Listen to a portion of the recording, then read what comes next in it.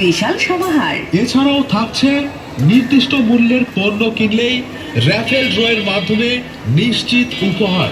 মেলাটি সকলের জন্য উন্মুক্ত। মেলায় কোনো প্রকার প্রবেশ ফি নেই। তাই আর দেরি না করে চলে আসুন।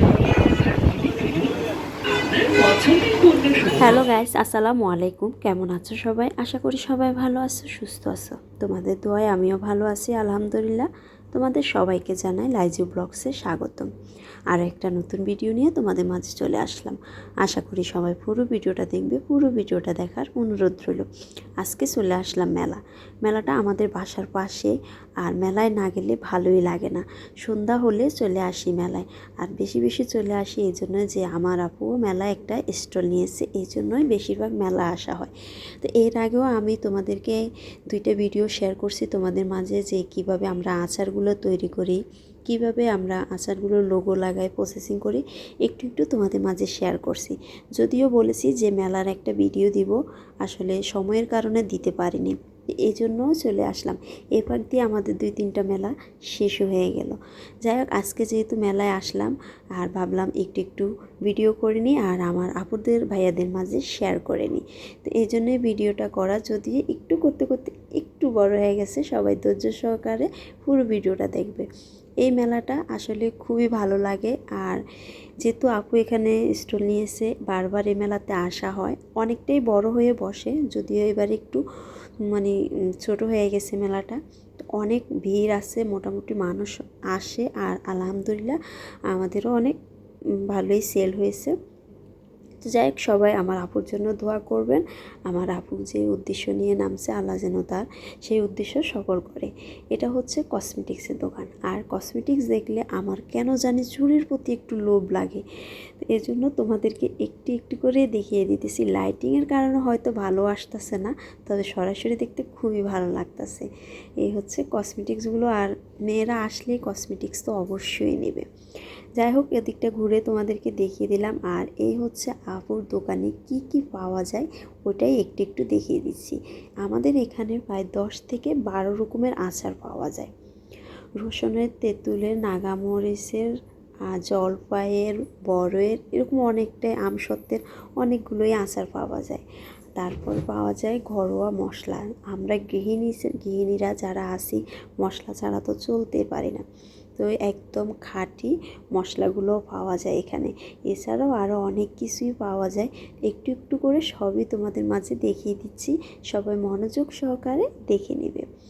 এখানে বালা চাও পাওয়া যায়, চিয়া সিডও পাওয়া যায়, চিরুনি পিঠা, ডিমের পিঠা, আখের গুড়, সরিষার তেল, মধু, ঘি, মোটামুটি সবই পাওয়া যায়। একটু ভিডিও করতে করতে এপাশ দিয়ে কাস্টমার চলে আসছে।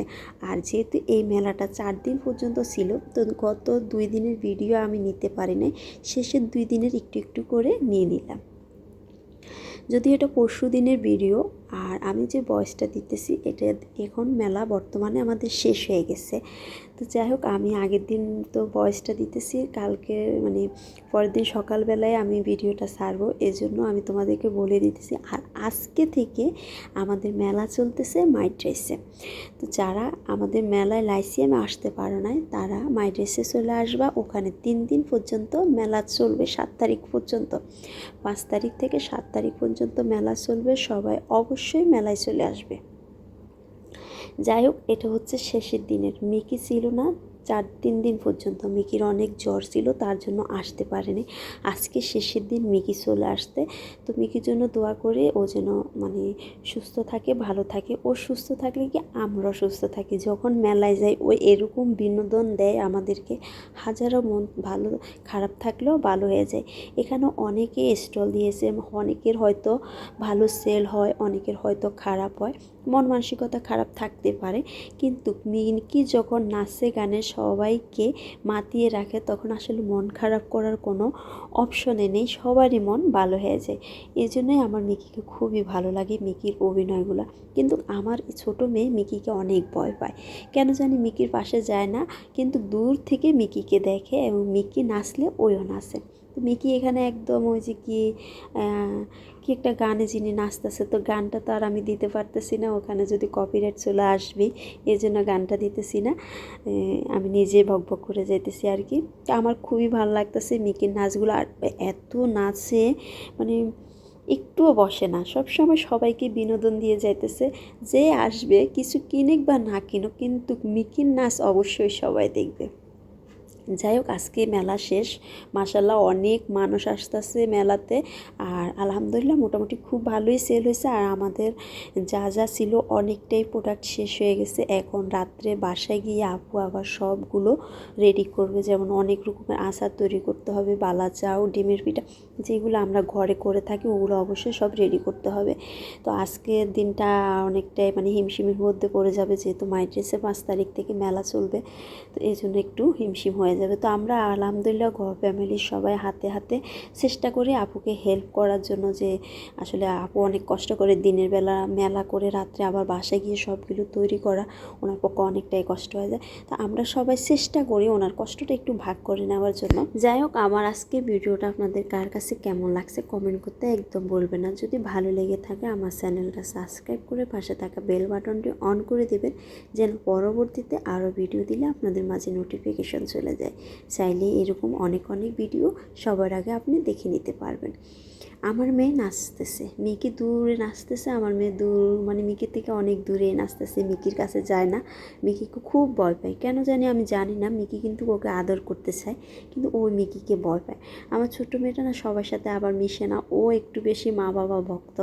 আর বাচ্চাদের দেখলে তো আদর করে, সবার কাছে যেতে চায়। খোলামেলা জায়গা পেয়ে অনেক দৌড়াদৌড়ি করতেছে, আমি ওকে খুঁজে পাইতেছি না। এখান দিয়ে মানুষ অনেকেই আসতেছে, আর বড় মেয়ে তো একটা বন্ধু পেয়ে গেছে, বন্ধুকে নিয়ে ব্যস্ত। ছোটো মেয়ে কিন্তু এখনও নাচতেছে, যেহেতু বাইরে গান বাজতেছে। তো আমার আজকে ভিডিওটা এতটুকু পর্যন্ত। সবাই ভালো থাকবেন, সুস্থ থাকবেন, আল্লাহ হাফেজ।